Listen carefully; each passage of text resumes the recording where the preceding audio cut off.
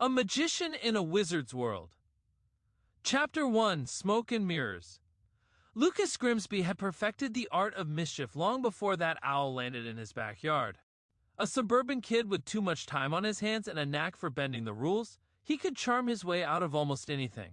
He knew better than to expect much from anyone, least of all his parents. They were nice enough, sure, but forgetful to the point of absurdity. His dad was a tax attorney whose office chair saw more of him than Lucas did. His mom, a marketing consultant, spent months at a time in hotel conference rooms pitching ad campaigns to clients who barely paid attention. On the rare occasions they remembered Lucas existed, it was usually a quick text asking if he was eating okay or if the neighbor's kid had returned that lawnmower they lent him. The truth was, Lucas had been left to raise himself. When he wasn't wreaking havoc around the neighborhood, he spent his evenings glued to late-night cable shows. Magician specials became his textbooks, crackpot psychics his mentors, and old Judge Judy reruns his entertainment.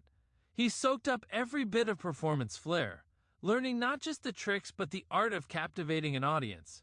Then there was Mr. Pickleworth, the closest thing Lucas had to a role model. By day, Pickleworth dazzled kids and their exhausted parents with classic tricks in his dingy tent labeled Traveling Magic Emporium. Coins vanished, rabbits appeared, and forks floated improbably in midair.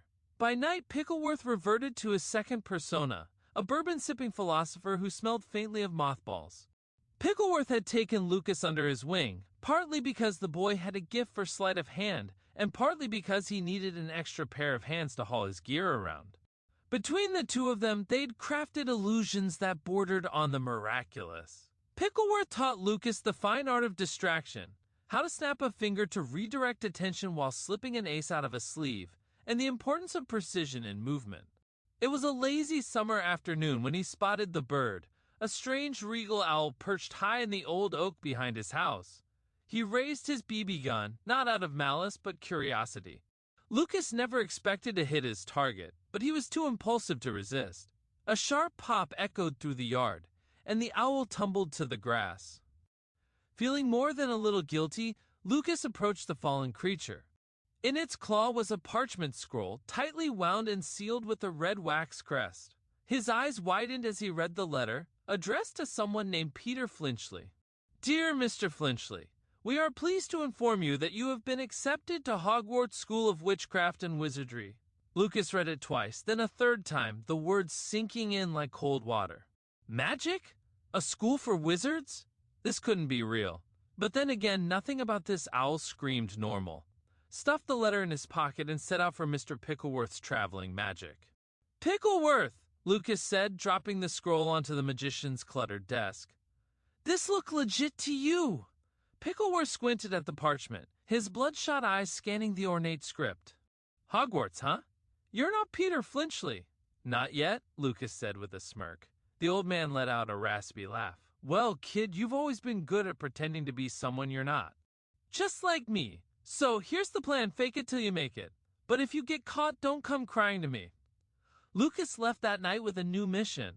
Armed with Pickleworth's advice and a forged letter in hand, he was ready to infiltrate the world of magic even if he had to bluff his way through every spell.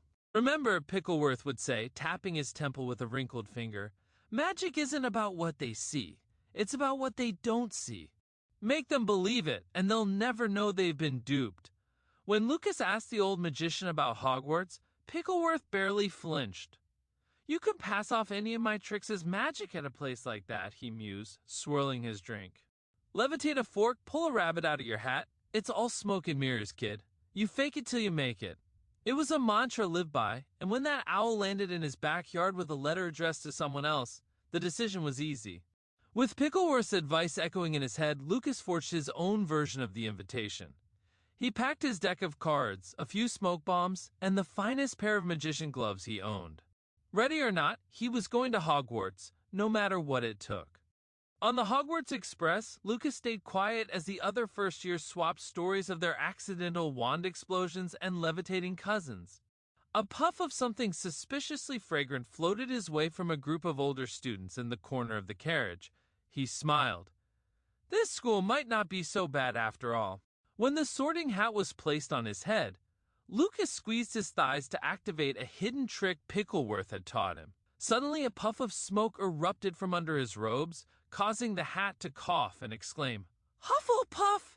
The room cheered. Lucas grinned. So far, so good. Chapter 3, Muggle Mystique. Day 1 of classes proved that Lucas was in over his head. Wand waving felt foreign. Potion brewing smelled toxic, and honestly, why did so many spells involve Latin? But he had a secret weapon, Pickleworth's Guide to Muggle Sleight of Hand. In Charms class, Lucas pretended to cast Wingardium Leviosa on a feather by expertly hiding a tiny magnet in his palm and manipulating it with another concealed magnet in his sleeve. Professor Flitwick gawked. Such control! Such precision!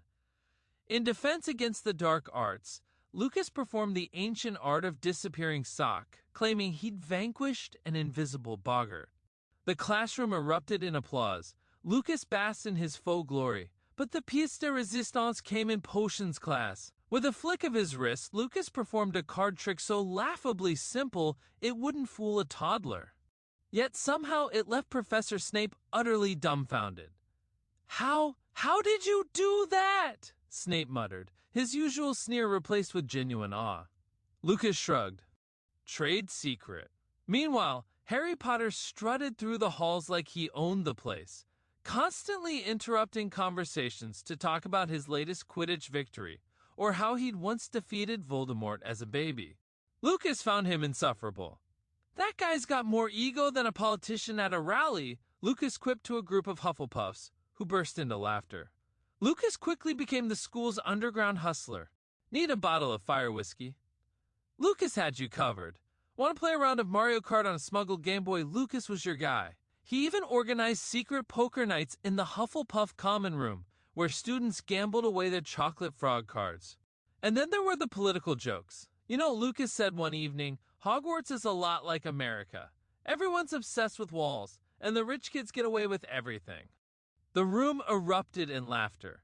Lucas Grimsby was thriving, or at least that's what it looked like to everyone else. By now, his reputation as a master wizard had spread across Hogwarts. Students whispered about his unparalleled skills, while Lucas quietly pocketed galleons from his underground poker games and sold contraband butterbeer to stressed-out fifth years. One evening, Lucas decided to up the ante. He snuck into the Great Hall during dinner and set up an impromptu light show using glow sticks he'd smuggled in from the Muggle world. With a few well-timed smoke bombs and a bit of sleight of hand, he had the entire school mesmerized. Even Dumbledore, who watched from the head table with a raised eyebrow, seemed momentarily impressed. "Curious," the headmaster muttered, stroking his beard, "but not quite magical." Meanwhile, Lucas's interactions with the original Harry Potter crew were becoming increasingly bizarre. Ron Weasley, bless his heart, had the intellectual depth of a teaspoon. "Lucas," Ron said one day, holding up a deck of cards, "can you teach me that trick where you make the queen disappear?" "Hermione says I'm hopeless, but I reckon I've got potential." Lucas sighed. "Sure, Ron, just keep practicing." Hermione, on the other hand, was a different story. One evening, she cornered Lucas in the library. "I know what you're doing," she whispered, her eyes darting around to make sure no one was listening. Lucas froze. "What do you mean?" he asked, feigning innocence. Hermione leaned in closer. "I've seen Muggle magic shows before. I know your tricks aren't real magic." Lucas's heart sank. "But," she continued, "if you keep supplying me with those herbal remedies, I'll keep your secret." Lucas grinned. "Deal." And then there was Harry. The boy who lived was too busy being the center of his own universe to notice Lucas's antics. "Voldemort this, Voldemort that. It's exhausting." "Honestly, Lucas," Harry said one day, interrupting a conversation about Lucas's latest spell, "you wouldn't believe the pressure I'm under." Lucas rolled his eyes. "Yeah, Harry, sounds rough." In the background, Hagrid's kleptomania was reaching new heights. The half-giant could be seen sneaking off with everything from cauldrons to Quidditch brooms. "Hagrid," Lucas said one day, catching him in the act, "what are you doing with all that stuff?" Hagrid shrugged, saying that he can no longer retire because his 401k account had been depleted from the tariffs. But the real chaos began when Professor McGonagall accidentally ingested one of Lucas's special brownies. The Transfiguration Professor spent the next hour wandering the halls in her animagus form, a very confused-looking tabby cat. "Meow, oh dear," she stammered, bumping into walls and startling first years. Lucas watched from a distance, trying not to laugh. Note to self, he muttered. Label the brownies next time. Chapter 5, Voldemort's Wild Plan. Lucas was feeling confident, maybe too confident. His fake wizardry had not only fooled the professors, but had also earned him a reputation among the students as a bona fide legend. So when he wandered down a dimly lit corridor one evening, lost in thought about his next big hustle, he was completely unprepared to bump into none other than Voldemort himself. "Ah, Lucas Grimsby!" Voldemort hissed, his voice silky and menacing. Lucas froze, staring at the Dark Lord's pale snake-like face. "I've heard of your talents. Got some tricks up my sleeve," he said, trying to sound cool despite his rising panic. Voldemort leaned closer, his red eyes glinting, attempting to seduce Lucas with his psychic magical suggestive powers. "You have a unique set of skills that could come in handy." The truth was, Voldemort's magic didn't work on Lucas because Lucas wasn't magical. He was just a muggle with a flair for deception. Voldemort smirked. "I have a proposition for you. Help me trap Harry Potter in a room. He needs to be dealt with." Lucas could sense there was more to Voldemort's plan than he was letting on, but instead of refusing outright, Lucas decided to play along. "Sure thing," Lucas said, pretending to be hypnotized. "Lead the way." Chapter 6, A Masterful Ruse. Voldemort's plan was strange, really strange. He intended to disguise himself as one of Harry's classmates, a timid third-year girl named Sarah Clearwater, and flirt with Harry to lure him into the trap. Lucas, sensing an opportunity for both mischief and profit, decided to embellish the plan. As Voldemort transformed into Sarah using Polyjuice Potion, Lucas handed him a $15 GameStop gift card and a bouquet of roses he'd enchanted, actually rigged with a spring-loaded glitter bomb. "A little touch of romance," Lucas said with a grin. Voldemort nodded, suspicious but desperate. The encounter with Harry played out hilariously. Voldemort, as Sarah, stammered through compliments like, "Your scar is so rugged," while Lucas hid nearby, suppressing his laughter. Harry, oblivious to the awkwardness, seemed genuinely enchanted. "Sarah, I've never noticed how beautiful you are. I'm going to use your gift card to buy V-Bucks and get you a skin in Fortnite," he said, his voice dripping with sincerity. Lucas's eyes widened. Was Voldemort's charm actually working?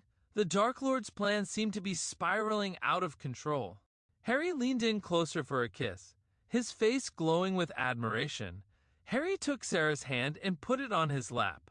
Voldemort was horrified. He screamed, "This is not what I wanted!" and bolted from the room, glitter exploding from the bouquet as he fled.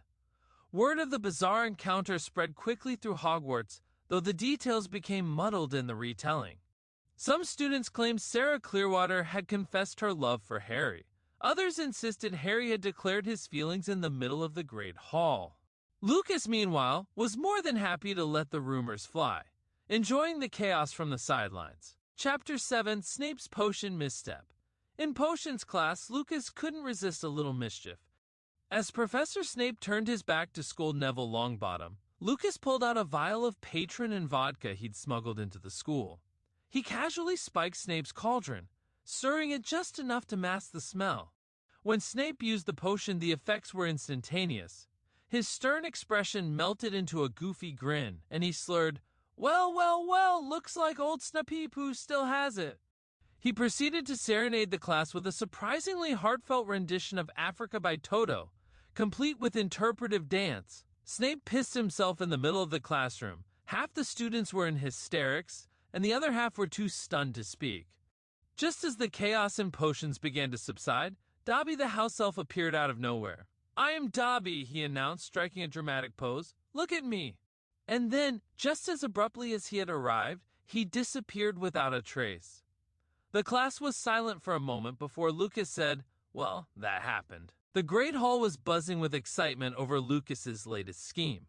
A guess how many marbles are in this jar competition. Students lined up to make their guesses, but no one came close. Even Draco Malfoy's father Lucius took a crack at it, only to storm off in frustration after failing. Finally, Professor Dumbledore approached the jar. Looking uncharacteristically flustered, he declared confidently, 47! Lucas shook his head. Nope, not even close. Dumbledore's nostrils flared. "Very well," he said, his voice dangerously calm. With a flick of his wand, he conjured a giggling hippo to distract the crowd. In the confusion, he smashed the jar on the ground and kicked the marbles under the chairs, leaving exactly 47 visible. "There," he said smugly, 47 marbles." The students, dazzled by Dumbledore's magic, erupted into applause. Lucas, seeing through the ruse, decided to let it slide. "Congrats, Professor," he said, handing over a pair of Raycon Everyday earbuds. Dumbledore clutched them to his chest like a child with a new toy. "These are delightful," he squealed, prancing over to Professor Snape to show them off. Harry Potter, watching from the sidelines, sulked. Why doesn't the wizard world have Bluetooth? Chapter 8, Dumbledore's Secret Stash.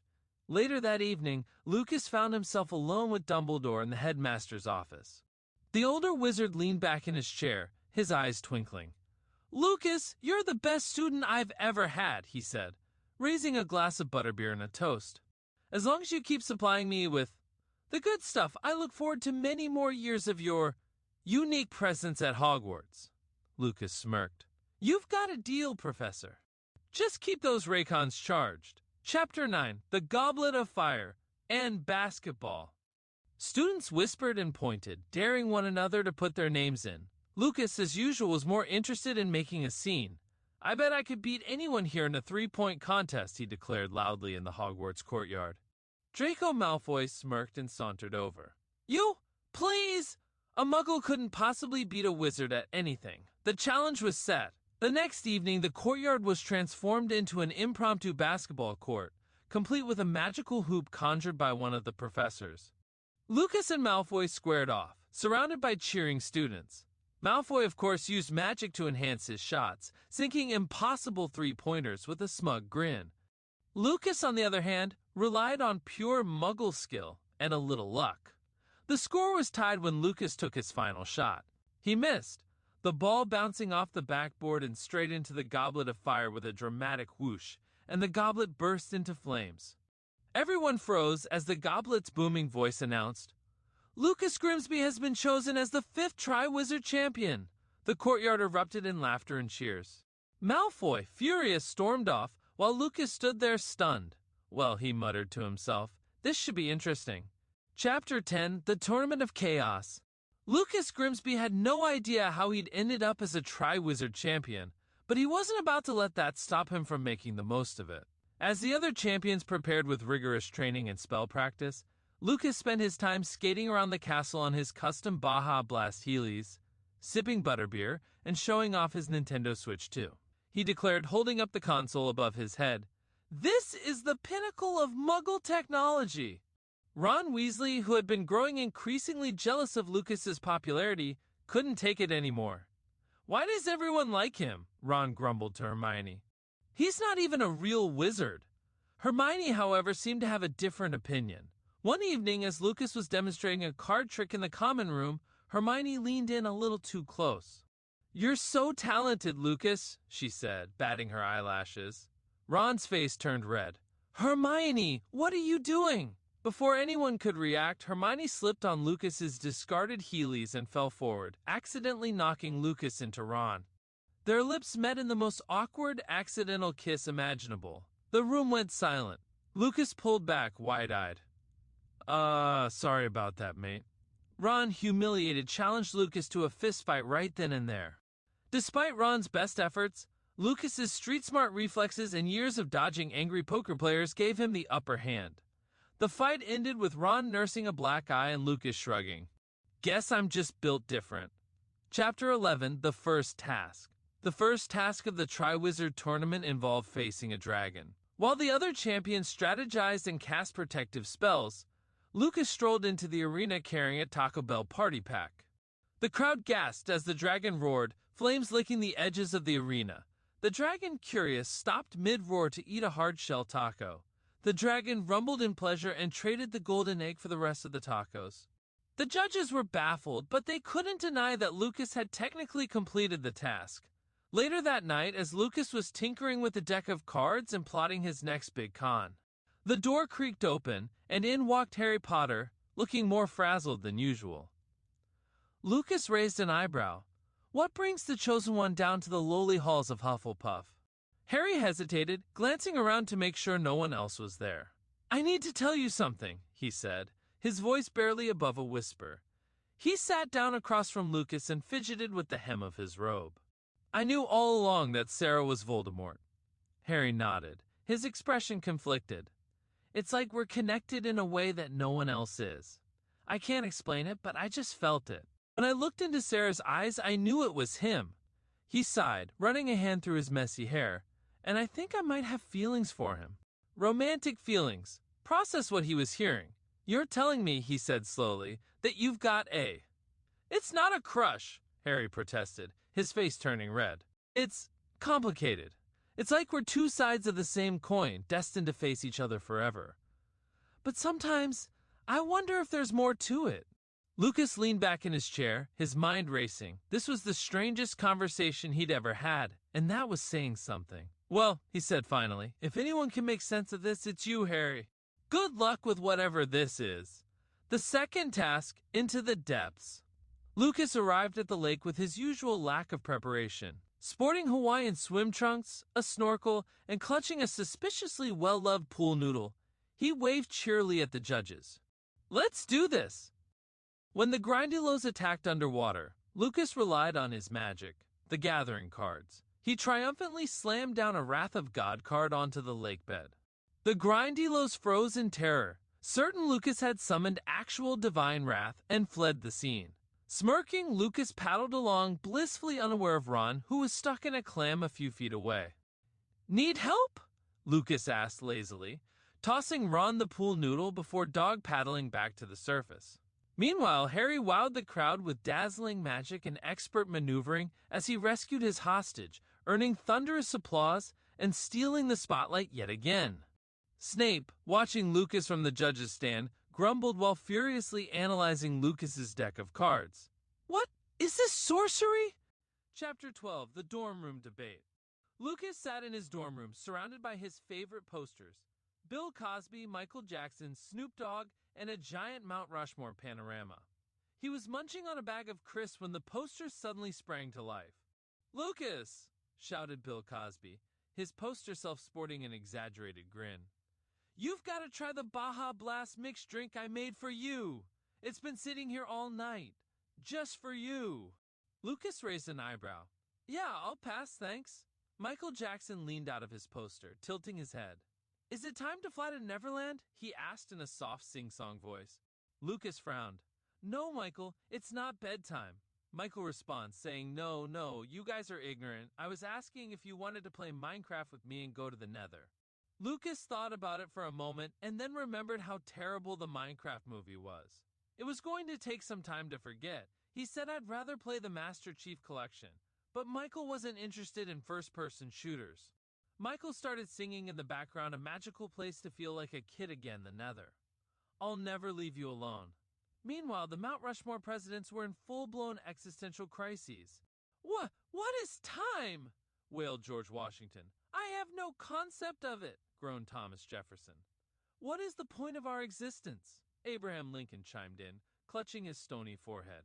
Why are we confined to this flat prison? Snoop Dogg, ever the chill one, glanced over at the chaos. They stressing over dimensions, but life ain't about what plane you on, it's about how you ride the wave, you feel me? Ain't no void, homie, just opportunity. If you can't break out, gotta make peace with the frame. Me, I'm posted up chillin', power's in the mindset. Everybody go through an existential crisis now and then. Let 'em have their moment, they gon' settle down. In the meantime, have you ever thought about switching to Geico? You could save 15% or more on car insurance. Lucas sighed and muttered, I don't even have a car. The third task, the maze. By the time the final task rolled around, Lucas had become a legend. Harry, of course, was still stealing the spotlight, recounting his heroic deeds to anyone who would listen.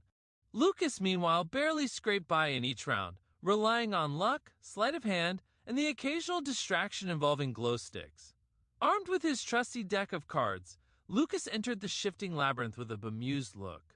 A blast-ended Scroot came barreling toward him, but instead of panicking, Lucas whipped out an Xbox Series S. He plugged it into a magically rigged power source and booted up BioShock 2. The Scroot, mesmerized by the sounds and flashing lights, stopped mid-charge and plopped down to watch. Lucas smirked, saying, "Even monsters appreciate quality gaming." As Harry performed daring rescues and heroic feats within the maze, drawing cheers from the audience and basking in the glory, Lucas continued, navigating with his glow stick. Lucas reached in his backpack while looking for snacks and realized somehow he mistakenly switched backpacks with Dumbledore. Instead of blueberry Pop-Tarts, Knockers, his favorite British porno mag, and his trusty Ghostbuster 2 Pogs, Lucas found the sorting hat. Curious, he reached inside and pulled out the sword of Gryffindor. "Huh," Lucas muttered, examining the gleaming weapon. "Not bad, but it's no Nintendo Switch 2. He casually tossed the sword aside and moved on, leaving spectators and judges in stunned silence. While wandering through the maze, Lucas stumbled into the Triwizard Cup. It was glowing brighter than a LifeX color-changing light bulb. As Lucas approached the Triwizard Cup, the crowd held its breath. He paused, looked at the cup, and muttered, "Honestly, this tournament's boring. I've got better things to do." Without a second glance, he walked away. Harry predictably swooped in and claimed the cup, basking in the glory as the crowd cheered. Lucas, sipping a butterbeer, watched the celebration from the sidelines and grinned. "This Triwizard tournament is the biggest witch hunt since Salem," he said to nobody in particular, cracking another joke that went largely unappreciated. Chapter 13, The Fallout. At the end-of-year feast, the tension between houses reached its peak. Dumbledore, as always, awarded an absurd number of points to Gryffindor, citing Harry's bravery during the Sarah incident. 1,000 points to Gryffindor! He announced, to thunderous applause from the Gryffindor table. The Slytherins erupted in protests, led by Draco Malfoy. "This is ridiculous! Potter always cheats!" Professor McGonagall, visibly annoyed, snapped, "Be quiet, Malfoy! It's Gryffindor's year!" Professor Dumbledore interrupts, putting his pinky next to his lip like Doctor Evil, an old headmaster at Hogwarts, tells Malfoy for being such a little brat Gryffindor gets 1,000,000 points. All the students in Slytherin are to be escorted to the prisons for the rest of the year. Hermione whispers to Ron, "This place has really changed since Dumbledore won the election." "I was reading in the newspaper that Dumbledore planned to build a wall around Hogwarts to keep the Muggles out." Ron replies, "Everyone knows the Daily Prophet is just fake news." Professor Snape, still puzzled by Lucas's simple card trick, asks him to perform his trick again. Lucas obliged, performing the same basic sleight-of-hand maneuver that had confounded Snape for years. Harry, emboldened by his recent victory, attempted the trick and failed miserably. "How do you do it, Lucas?" Snape demanded, his frustration mounting. For his grand finale, Lucas announced, "I've developed a new spell, a summoning charm." He reached into Hagrid's pocket and pulled out Professor Moody's magical eyeball. The room gasped, and even Dumbledore looked impressed.